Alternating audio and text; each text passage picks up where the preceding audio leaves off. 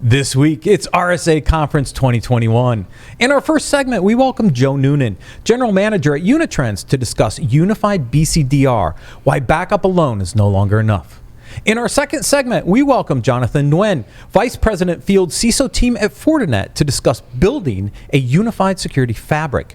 Business Security Weekly starts now. This is Security Weekly, for security professionals, by security professionals. Broadcasting live from G-Unit Studios in Rhode Island, it's the show where we explore the business of security to improve the security of business. Your trusted source for actionable insights on leadership, communication, and innovation. Get ready for Business Security Weekly. We all know that cybercriminals have the upper hand, and the most advanced ones have already made it past your defenses. When advanced threats like SolarWinds sunburst compromise your business, you need a strategy. Tune into Extra Hop's session, Building a CISO Response Strategy to Advanced Threats, at RSA Conference on May 19th to learn strategies to build resilience against advanced threats. Find session details and learn more about Extra Hop's presence at the 2021 RSA Conference at securityweekly.com/extrahop-RSAC. Media Ops presents DevOps Connect, May 19th at RSA Conference. Christopher Krebs, former director of the U.S. Cybersecurity and Infrastructure Security Agency, will keynote in a live fireside chat with host Alan Schimmel, which will also include Q&A with the audience. Besides an exciting keynote, you can also attend 30 other sessions featuring a powerhouse lineup of DevSecOps experts. Sign up for this free event now.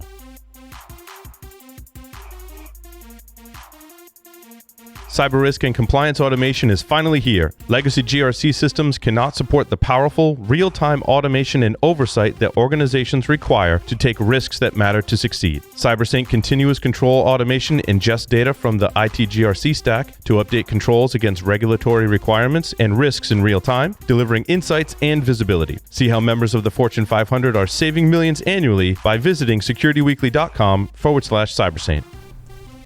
Welcome to Business Security Weekly. This is episode number 217, recorded May 18th, 2021. I am your host, Matt Alderman, here in studio. Oh, it feels so good to be here. Good. And joining me in studio is Mr. Jason Albuquerque.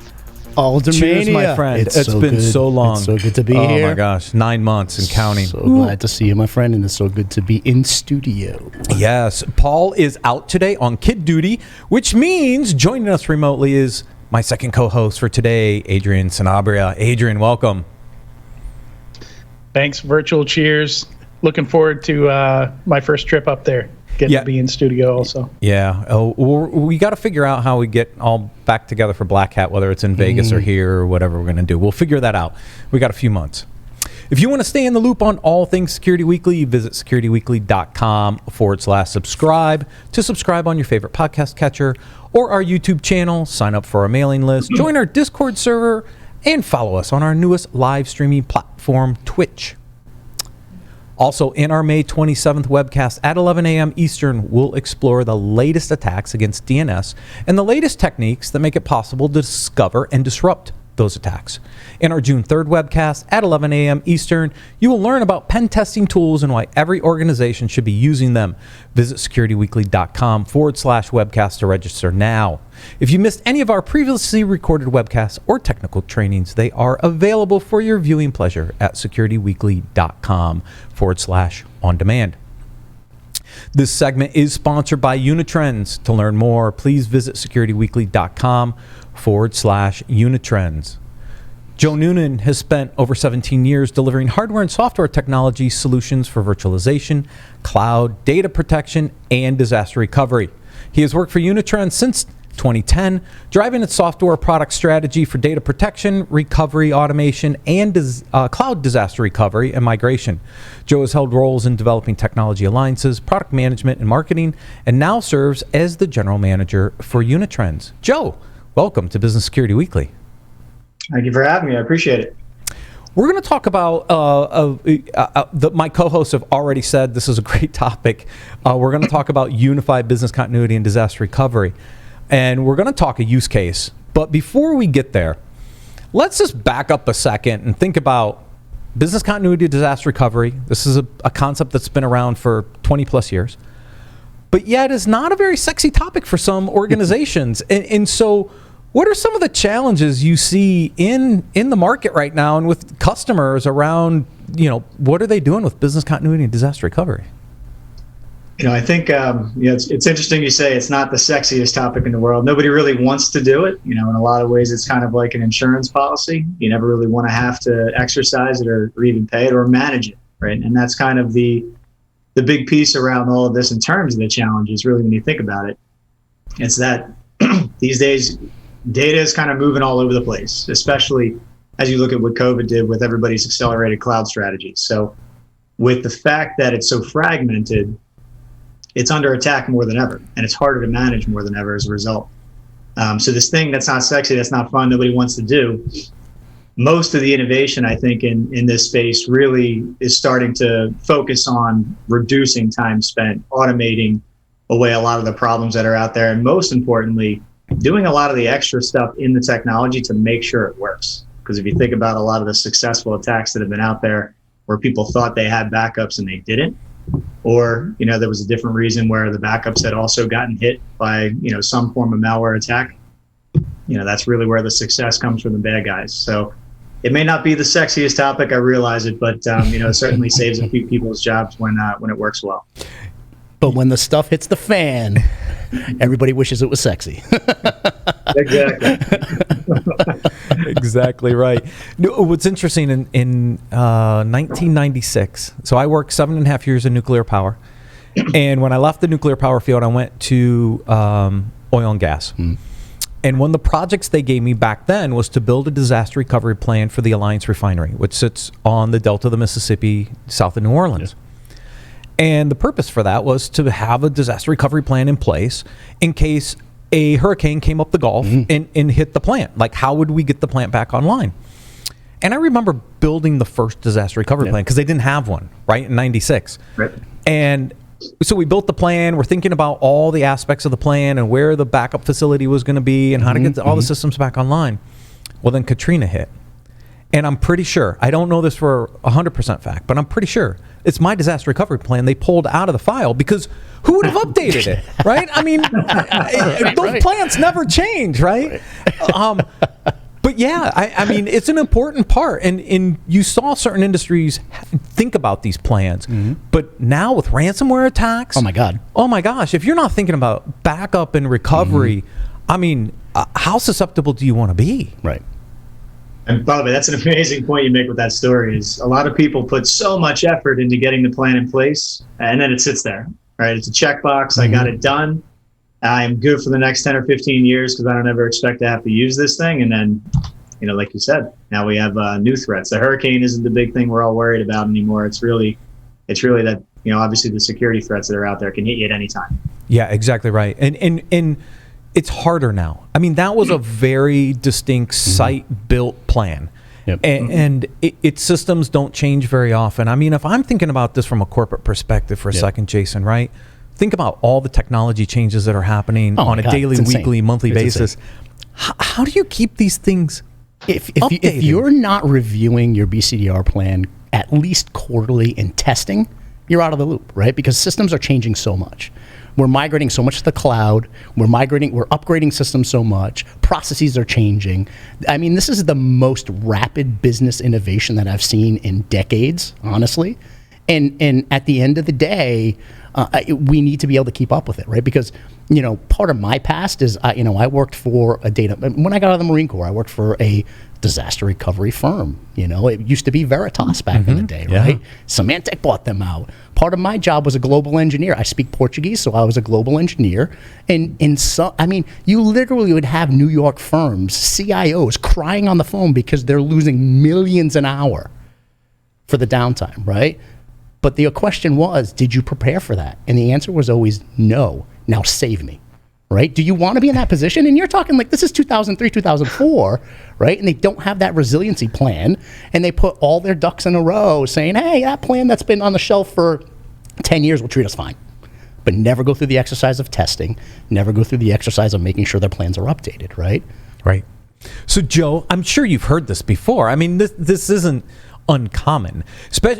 I think a lot of it depends on the size of the organization as well, right? I mean, the financials and the healthcares might do a better job of this, but I mean, if you're a small to medium business, my guess is this is not like top of mind. It might be now because of ransomware, but it probably wasn't before all these ransomware attacks. I think that's kind of the thing is, prior to COVID and prior to ransomware becoming as prolific as it has been, we saw people putting together more of a checkbox strategy. These days, honestly, the last couple of years, we've been seeing this space grow quite a bit. We've been seeing the activity around more advanced technologies around DR become the big drivers of purchases in the whole backup and DR realm, right? It's not just, can I make sure that I have things backed up? Can I make sure that I get things on tape or something off site in that fashion? Now people are like, look, I need an updated strategy. I have data in 3 different places under 3 different platforms. I need to make sure it's all protected. I got to have something off site. And that's kind of the driver now. Like, they can be happy with what they're doing on the backup side, but we're seeing DR and the security side of things is really, I think, one of the biggest drivers where it's a part of the security strategy. Yeah. It makes it a bigger part of the business, which gives it the budget that it needs. So I'm happy to, actually being a vendor in this space, happy for the organizations that are starting to plan a heck of a lot more. When we used to survey people, they might test once a year. Yeah. And Joe, I noticed a shift when CISOs started getting involved in the BCDR planning. That was a shift in mentality, right? Because now the security professionals, it's not only on the IT department, right? Now the security professionals are coming in here and throwing some weight around saying, hey, wait a minute, this is a big deal because if we have to get into recovery mode, we better be quick, right? So organizations want high availability and resiliency. At the end of the day, that's what they're looking for.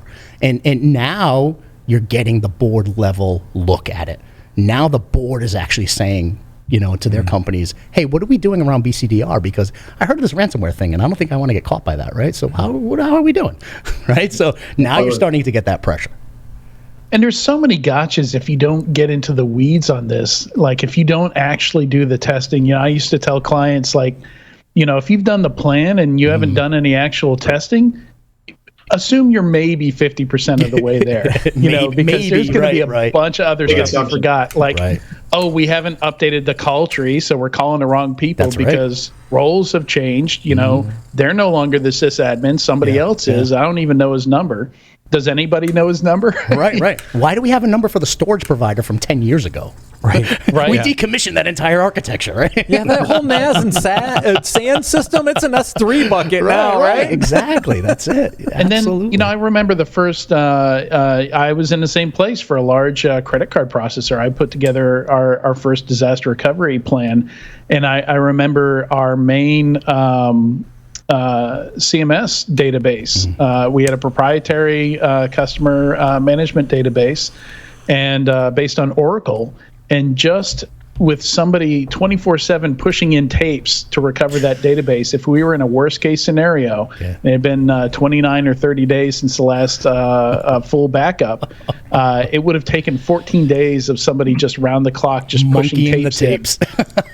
Before you could even bring up the database, which was before you could bring up the all the stuff that connected to the database. And that's without actually pulling the trigger.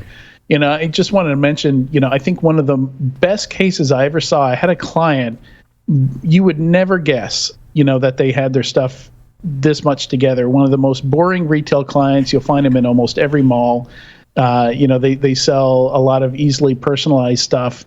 And once a quarter, they would fail to DR. Which was halfway across the country, in the Midwest, and they're based on the East Coast. Run for a week and then fail back to production.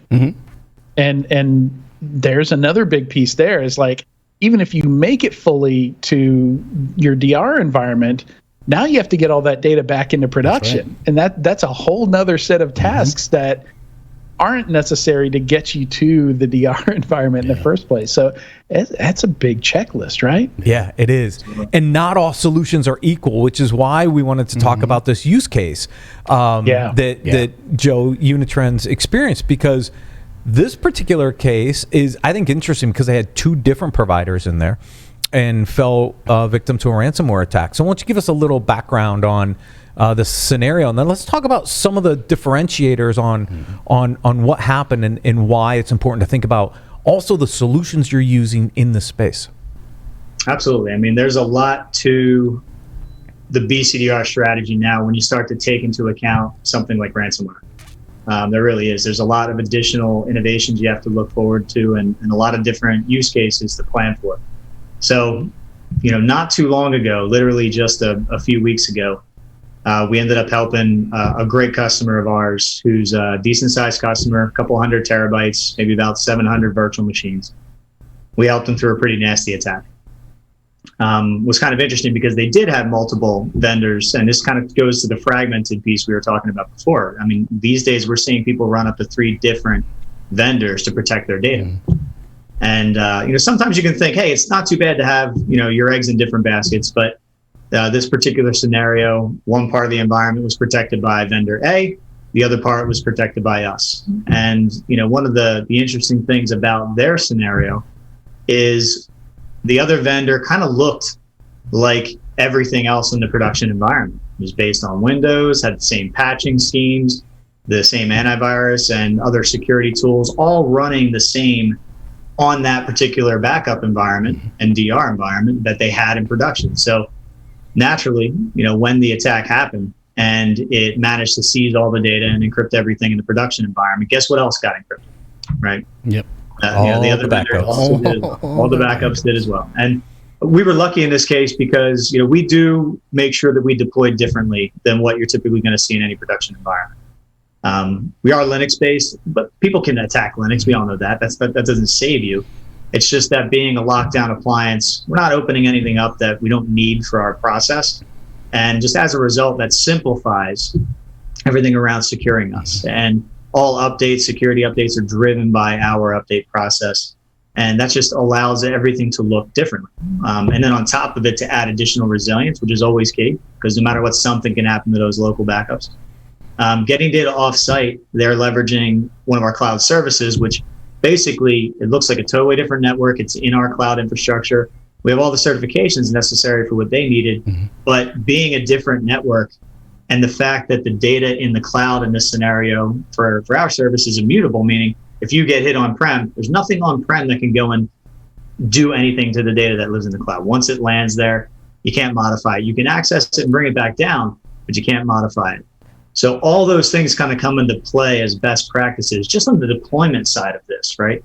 Most people, backup used to be, hey, and you mentioned Veritas, popular scenario. It's another server. You run it like other servers. You manage it like other servers. It just does the protection. And, some folks do a lot to secure that differently.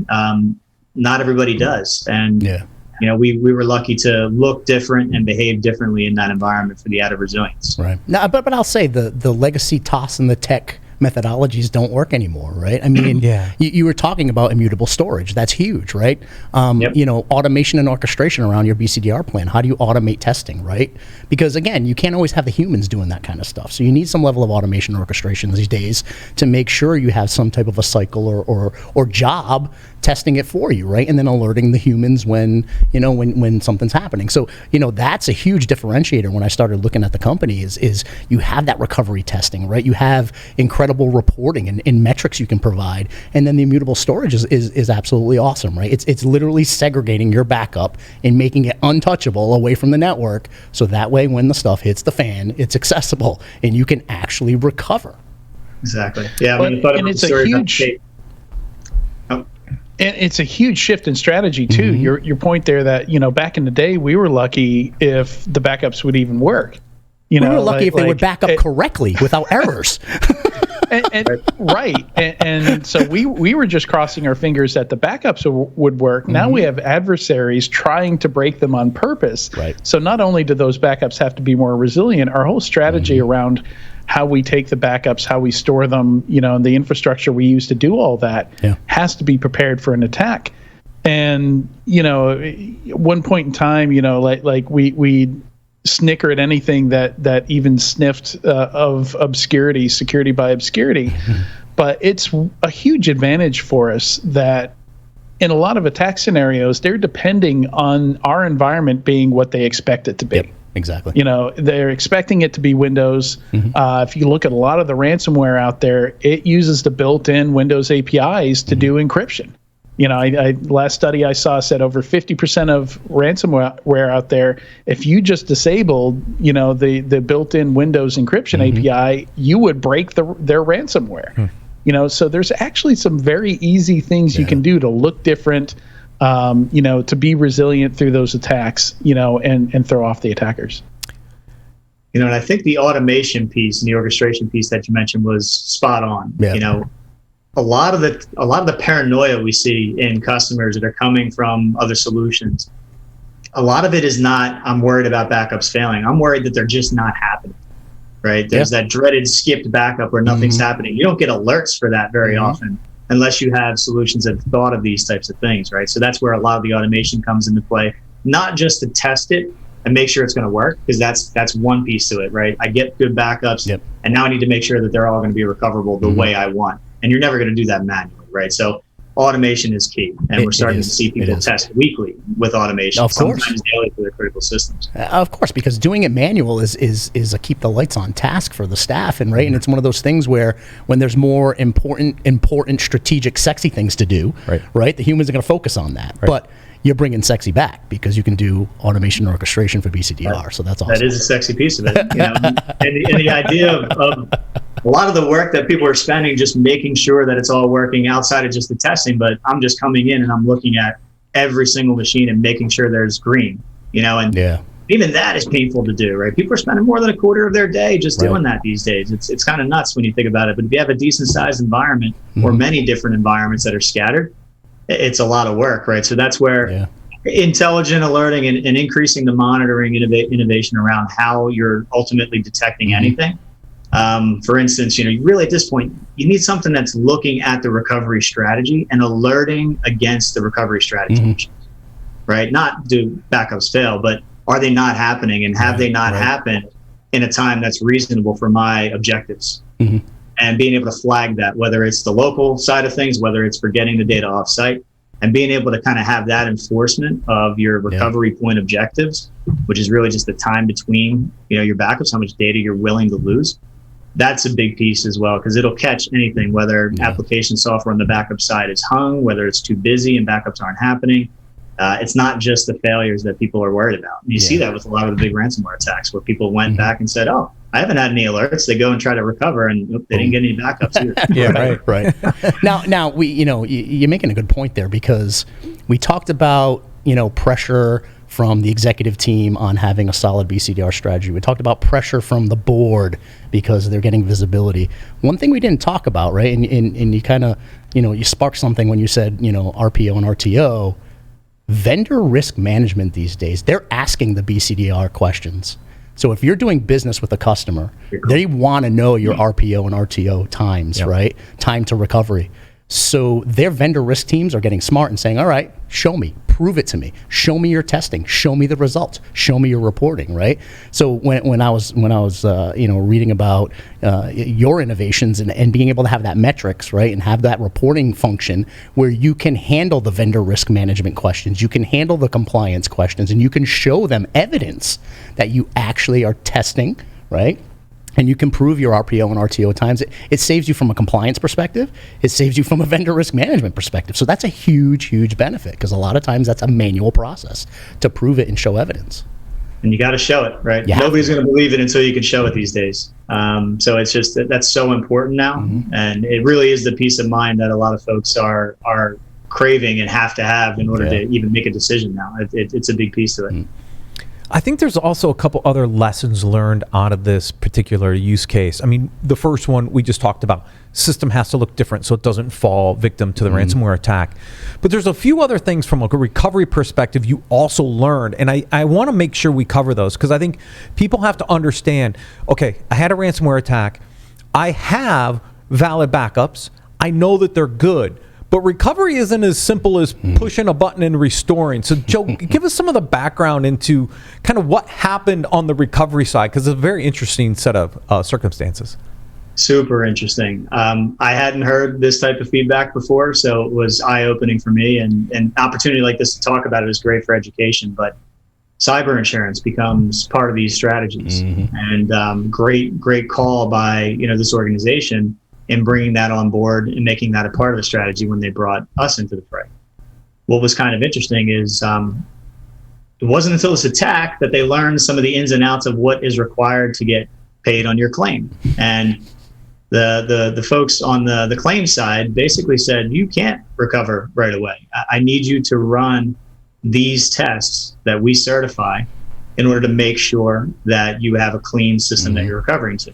Kind of makes sense, right? In the end, they don't want you to recover to something that might have dormant ransomware that just spurs back up in a couple of weeks or something like that, right? So I hadn't heard anything like that before, and it was really interesting to see that type of scenario. And great advice for anybody that's involved in this is ask those questions up front. What's the process that we're going to have to go through if something happens? And what we were lucky to be able to do, and it goes back to the testing and using that same automation and orchestration, being able to spin up that data without moving it and wasting the time of doing recoveries yet.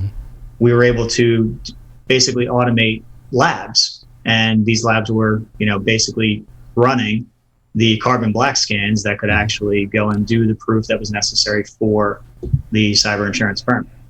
And then once things tested fine, automate the recovery right after that. So we were able to script all that and work through the automation and get that done. So it's kind of interesting. You see, not only is testing important, but being able to access the backups and do other things with them while it's still just living there as a backup on backup storage adds value in ways you don't often realize or plan for. And nobody planned for this, but fortunately we were able to help them in that whole process. Yeah, otherwise, it would have taken a lot longer to get the recovery done. Exactly. And I think that's the important point is part of your recovery plan. You have to understand, if I have a cyber insurance policy, and if I have to bring in a third party to certify the clean recovery point, what does that add to my RTO? Absolutely. Right? 100%. To my recovery time? Because that's a piece of the equation now that you have to think about in your recovery plan to say, wait, we have to engage this firm. They have to come in and do their steps. That's going to impact your RTO metrics. Oh, absolutely. Because you can't even restore until they give you the green light. And I think that's the really interesting point. All of a sudden, a whole nother different set of conversations there. And now you're talking to that third party and saying, what can we do to get you in and out of here more quickly? And preparing for that as well. Yeah, I mean, the bureaucracy, it's amazing the bureaucracy that goes around the incident response processes when you bring in your cyber liability insurance. They assign a fiduciary, right? They assign an attorney who's responsible for okaying every dime you spend. And by the way, making that certification. So not only do you have the incident response team saying, all right, you restored, it looks clean, good to go. Hey, fiduciary, now you need to put this stamp on there because you're legally liable for the insurance company to put the stamp on it. So now you have an attorney having to, right? So think about the time it takes to get all that done. It's just, it's part of the process because again, the insurance company, they don't ever want to lose money, right? So well, they're going to do the diligence. I can see the insurance side of it though, because we've all heard those stories where somebody thought it was fine, they restored everything, and then they went through the whole damn process again because chasing their tail. They didn't do eradication well enough, the eradication stage of 100%. The incident response. Exactly right. And I still think, Joe, even with that step in the process, you still got the customer back up in a pretty timely fashion. Yeah, once we got through some of the basics there, it was about a day to a day and a half. And this is for an environment that was about 600 machines that had to go through the scanning process and everything like that. So it was a good success story in being able to keep them going. Different organizations that day and a half could be a big deal, right? So it just goes to making sure that we really do plan for this type of disaster. Now, this is a part of the recovery plan. All these new things. It's not like the thing you dusted off back in the day. Right. It's new. And I'll say that recovery time is absolutely amazing. I've seen organizations crippled for weeks, not fully restored for weeks. So a day and a half, a couple of days, that's amazing. That's amazing. I actually got a really interesting quote from the customer when we were talking, saying, had they had to do all of this with the other solution that was in place, it could still be recovered. Oh, absolutely. And it wasn't a thing made in jest. I mean, they were serious. Like it would take weeks in a lot of cases. So yeah, and I think the challenge was the other vendor never recovered. because That's they were correct. fully compromised. So they never got the data Yeah, back from the yeah. other provider. So they did lose data, but not on systems that were covered by Unitrends, which is just another learning lesson, I Yep, think, yep. through this as well.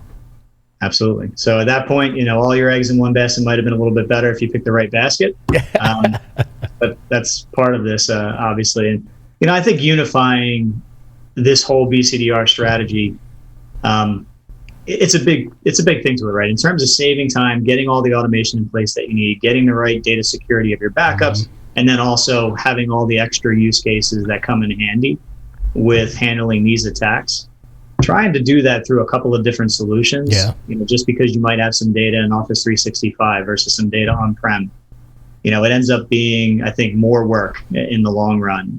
The more disjointed that solution set ends up being. Yeah, absolutely. I think that was a great story. Joe, thank you so much for joining us on Business Security Weekly.